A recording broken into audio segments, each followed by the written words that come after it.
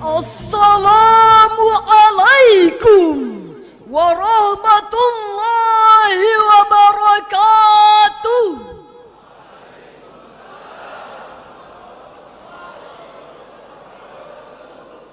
Alhamdulillahilladzi da'a ilal wihdati wal wi'am wa naha anis syakhna'i wal qisam.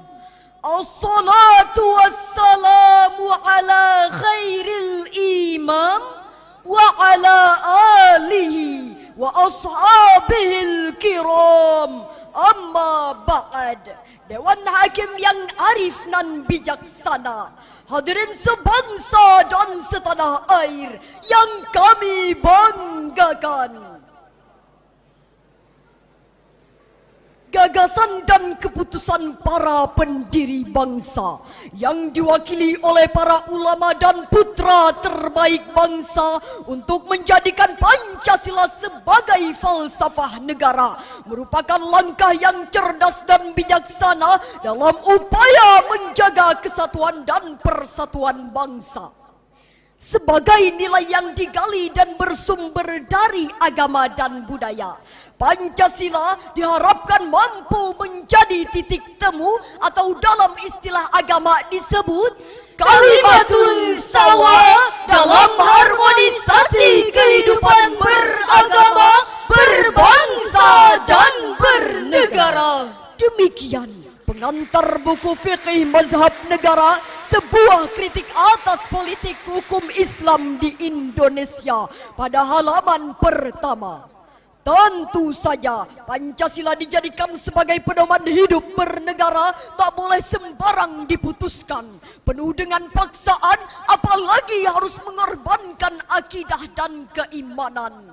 Bahkan hadirin, ketika Hadratus Syekh Kiai Haji Hashim Asy'ari diminta mentashih apakah nilai Pancasila sejalan dengan nilai agama, beliau melakukan tirakat puasa 3 hari, mengkhatamkan Al-Quran berkali-kali, membaca Al-Fatihah 350.000 kali, Al-Kahfi 41 kali, melaksanakan salat taubat, bermunajat, kemudian berijtihad dan mengambil keputusan bahwa Pancasila sejalan dan bersumber dengan wahyu ilahi. Namun hadirin, meskipun Pancasila sebagai falsafah negara sudah final, namun diskusi, perdebatan dan pertentangan seolah-olah tak pernah terhenti. Pancasila masih terus dipertentangkan, keberagaman justru dianggap sebagai pemecah belah persatuan. Akibatnya hadirin, perilaku intoleransi makin banyak ditemukan. Narasi hoaks dan provokasi kian bertebaran dan menyesatkan. Persatuan dan kesatuan kian terancam. Jika ini dibiarkan hadirin, maka perpecahan dan konflik antar anak bangsa tak lagi terhindarkan. Kedamaian sulit ditemukan, ujung-ujungnya hadirin pembangunan tersendat, pendidikan generasi muda terhambat, pertumbuhan ekonomi melambat, beban hidup rakyat semakin berat, yang miskin semakin melarat, kriminalitas meningkat, tidur tak lagi nyenyak, makan tak lagi terasa nikmat, dunia seperti mau kiamat. Betul. Disinilah pentingnya harmonisasi nilai Pancasila dan agama, sehingga sejauh apapun perbedaan di antara kita tetap memilih hidup bersama dengan damai dan sejahtera. Lalu bagaimanakah harmonisasi nilai Pancasila dan agama dalam kehidupan berbangsa dan bernegara? Sebagai jawabannya, harmonisasi nilai Pancasila dan agama adalah tema Syarhil Quran yang akan kami sampaikan pada kesempatan kali ini dengan landasan Al-Quran surah Ali Imran ayat 64. A'udzu billahi minasy syaithanir rajim.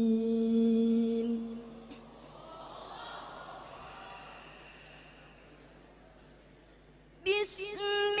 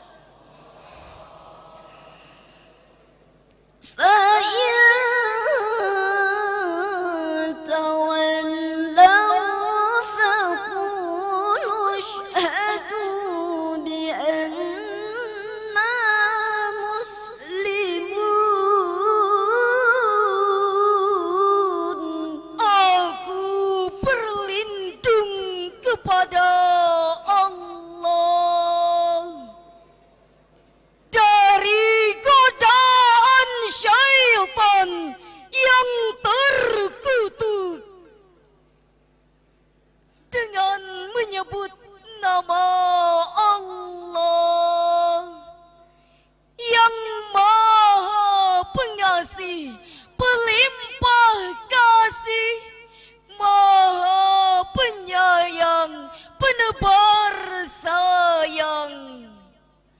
Katakanlah, wahai ahli kitab, marilah menuju kepada satu kalimat yang sama antara kami dan kamu, bahwa kita tidak menyembah selain Allah dan kita tidak mempersekutukannya dengan sesuatu pun, dan bahwa kita tidak menjadikan satu sama lain Tuhan-Tuhan selain Allah. Jika mereka berpaling, maka katakanlah, saksikanlah bahwa kami adalah orang Muslim. Hadirin wal hadirat rahimakumullah. Dalam konteks keindonesiaan, ayat ini sangat tepat untuk dijadikan landasan etis filosofis dalam membangun harmonisasi nilai Pancasila dan agama. Al-Imam Al-Husain Ibnu Mas'ud Al-Baghawi dalam tafsirnya Ma'alimut Tanzil jilid 2 halaman 49 menjelaskan bahwa ayat ini turun kepada Nasrani, Najran dan Yahudi yang menolak untuk diajak memeluk agama Islam atau membayar jizyah.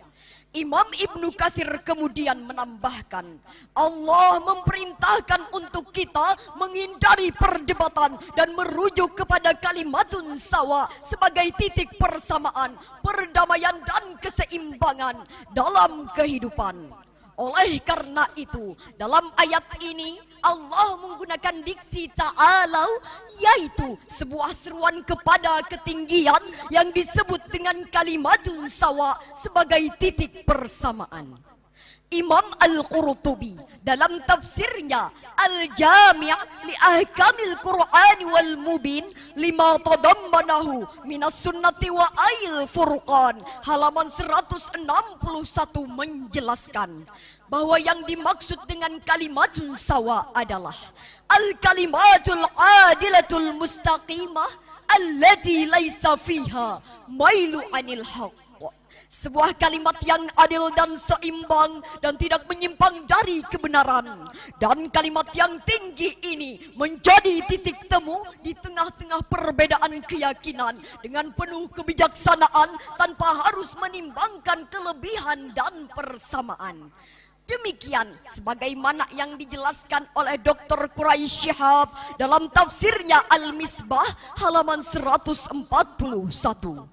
Common fact from inilah yang kemudian dirumuskan dalam sila Pancasila. Sila pertama, Tuhanan yang Maha Esa. kedua, Kemanusiaan yang adil dan beradab. ketiga, Persatuan Indonesia. keempat, Kerakyatan yang dipimpin oleh hikmat kebijaksanaan dalam permusyawaratan perwakilan. dan kelima, keadilan sosial bagi seluruh rakyat Indonesia. Dalam sebuah refleksi kebangsaan yang dilakukan oleh pengurus besar NU, dijelaskan bahwa Pancasila disusun secara hierarkis piramidal, di mana susunan sila-sila Pancasila tersusun dan menjiwai sila di bawahnya.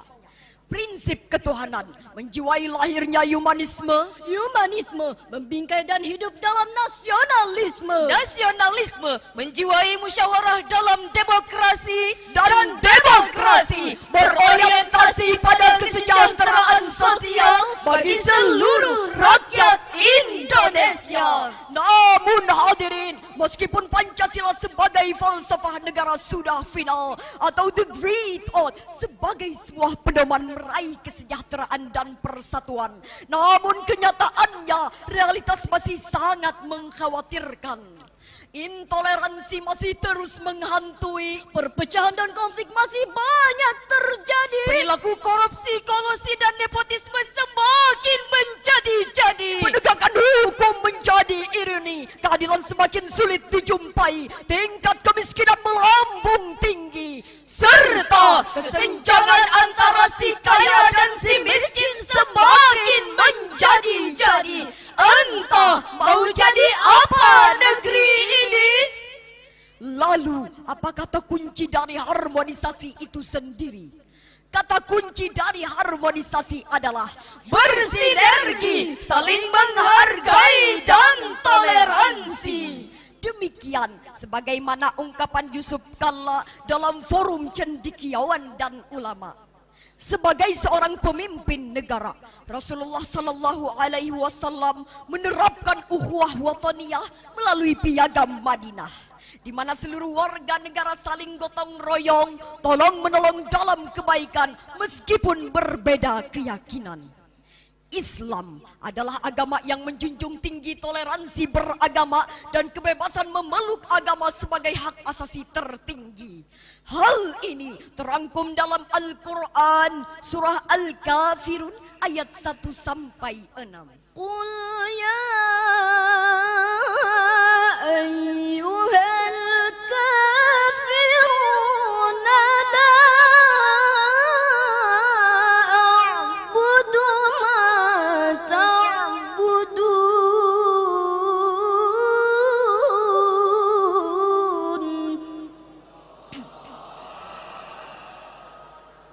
wala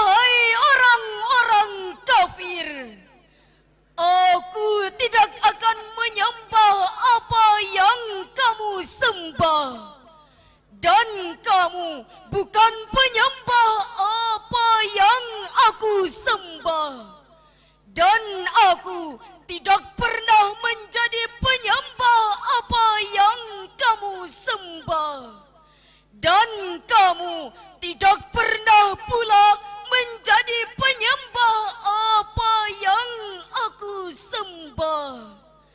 Untukmu agamamu dan untukku agamaku. Maha benar Allah yang maha agung dengan segala firman-Nya. Hadirin wal hadirat rahimakumullah. Imam Al-Qurtubi dalam tafsirnya Al-Jami' li Ahkamil Qur'an wal Mubin lima tadammanahu minas sunnati wa ayil furqan halaman 537 menjelaskan bahwa yang dimaksud dengan at-tahdid yakni sebuah peringatan akan keyakinan. Ayat ini mengangkat deklarasi akan konsep toleransi dalam berbangsa dan bernegara, sebagaimana firman-Nya, lana a'maluna walakum a'malukum. Ay in raditum bidinikum faqad radina bidinina. Bagi kami amal kami dan bagi kalian amal kalian yang akan dipertanggungjawabkan. Jika kalian ridho dengan agama kalian, maka kami pun akan ridho dengan agama kami. Deklarasi ini menegaskan kebebasan memeluk agama Islam sebagai hak asasi tertinggi. Lakum dinukum fala tatrukunahu abada wal yadinil ladzi ana alaihi la atrukuhu abadan. Kalian tidak perlu meninggalkan agama kalian bahkan untuk selama-lamanya, sebagaimana kami agama kami dan kami tidak akan meninggalkannya. Demikian sebagaimana yang dijelaskan oleh Imam At-Tabari dalam tafsirnya Jami'ul Bayan an Ta'wili Ayil Quran halaman 141. Lakum dinukum waliyadin. Hadirin wal hadirat rahimakumullah. Dari uraian tadi dapat disimpulkan bahwa harmonisasi nilai Pancasila dan agama akan tercipta jikalau kita kembali kepada kalimat sawa sebagai titik persamaan, perdamaian dan keseimbangan, dan menegakkan nilai-nilai Pancasila bisa kita maknai sebagai kalimatun sawa yang akan menyatukan jiwa bangsa Indonesia melalui toleransi beragama. Meski keyakinan kita berbeda, namun kita memilih tetap bersama. Bhinneka Tunggal Ika, berbeda-beda namun tetap satu tujuan. Demikianlah syarahan yang dapat kami sampaikan. Salah dan khilaf mohon dimaafkan. Li'annal insana makanal khata wan nisyan. Akhirul kalam, thumma assalamu alaikum warahmatullahi wabarakatuh. Assalamualaikum warahmatullahi wabarakatuh. Luar biasa. Alhamdulillah.